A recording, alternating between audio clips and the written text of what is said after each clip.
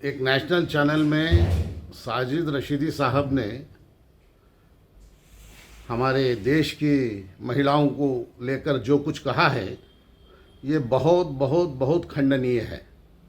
हम सब के सब भारत के सारे लोग उसका खंडन करते हैं, क्योंकि साजिद रशीदी साहब को चाहिए था कि अगर उन्हें कुछ फ़र्क नज़र आता है श्रीमती डिम्पल यादव के कपड़ों के पहनने में या मस्जिद में जाने में, तो ज़रूरी था कि वो जाकर मस्जिद में बैठकर उनको समझाते या उनके घर को जाकर कुछ कहते, कैसे क्या करना चाहिए क्या नहीं करना चाहिए।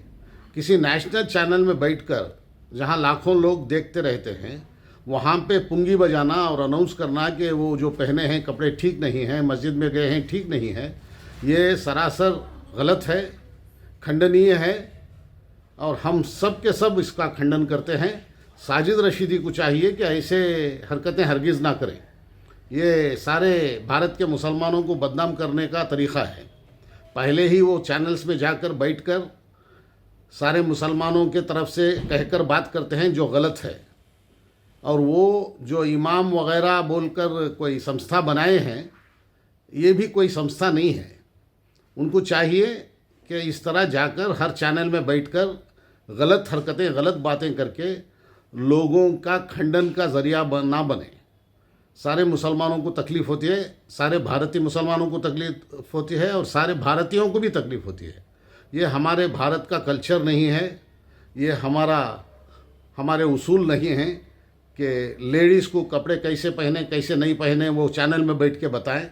वो मौलाना हो या कोई भी हो, साजिद रशीदी ऐसे काम ना करें जिससे हम मुसलमानों की इज़्ज़त पर धब्बा आता हो।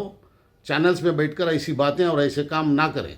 मैं साजिद रशीदी को फिर एक बार विनती करता हूँ कि वो या तो चैनल्स में ना आएँ, अगर आते हैं तो हर बात इज़्ज़त की करें और इज़्ज़त लेने के जैसी बात करें, इज़्ज़त जाने की जैसी बात ना करें।